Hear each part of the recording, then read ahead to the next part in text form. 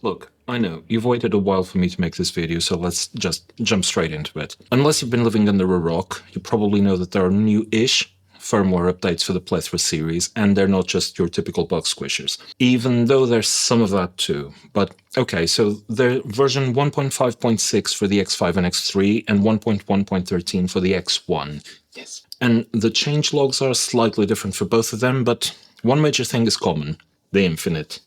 Also, the older X5 and X3 inherit the new Footswitch modes from the X1, on top of the aforementioned bug splatting. Okay, so what's actually changed, and how can you get your grubby hands on the new firmwares? I've recently published a couple of short videos on how to update, so check the links down below if you need help getting the files and doing the update. I happen to have both an X3 and an X1 on the mini board I used to make the video demo for the Rev 2 Ditto, R2 Ditto. Not my joke. Thanks, Lars. So the bit that everybody and their chickens were waiting for, the infinite sample sustainer, has now been added to the plethora of effects in the plethoras. I really should stop. Anyway, long story short, you can now freeze notes or chords and hold them until you or anybody in your vicinity is sick and tired of them. If ambient textures and drones or plain song are your thing, your prayers have been answered. I've made a full video on tone print editing for the Infinite in a previous lifetime, so if you haven't yet, definitely go watch it to get the skinny on how to tailor the Infinite to your liking. But essentially the way it works is similar to a one-tap looper. Play something, let it go into a steady state, tap the pedal. To stop the Infinite, freeze, double tap it. If you're playing a multi-layer tone print, every time you single tap, you add another note or chord to what's already there. If it's a single layer tone print, it'll simply replace the sound with whatever is on the input. And once again, double tap, stop.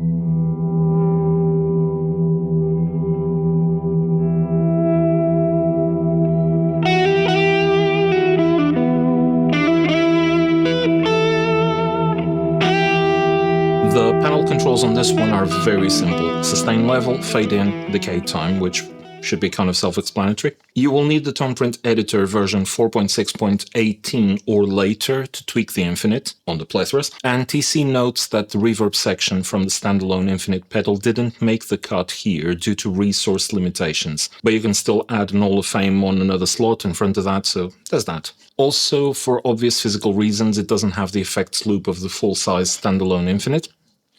And it's also missing the kill dry option. Translation, it's still awesome, but it's more of an Infinite Light, so don't expect the full Infinite pedal experience in one plethora slot.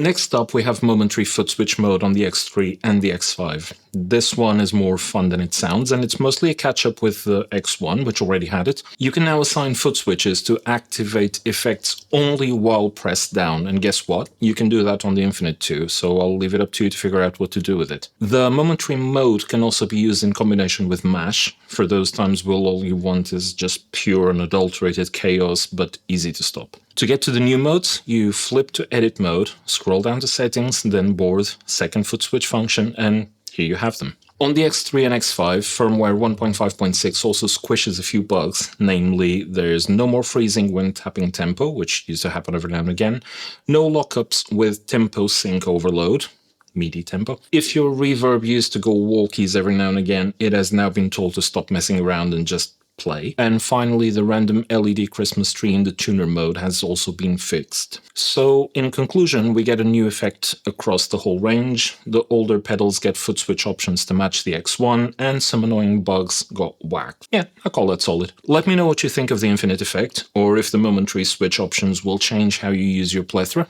No, there are still no drive options on the plethora. If you're still watching this, I'm going to just assume you actually enjoyed it, so please don't forget to hit all the good buttons down there to help me finally get this channel to 10,000 subscribers, and yes, it's cringe to ask for subs, I don't care.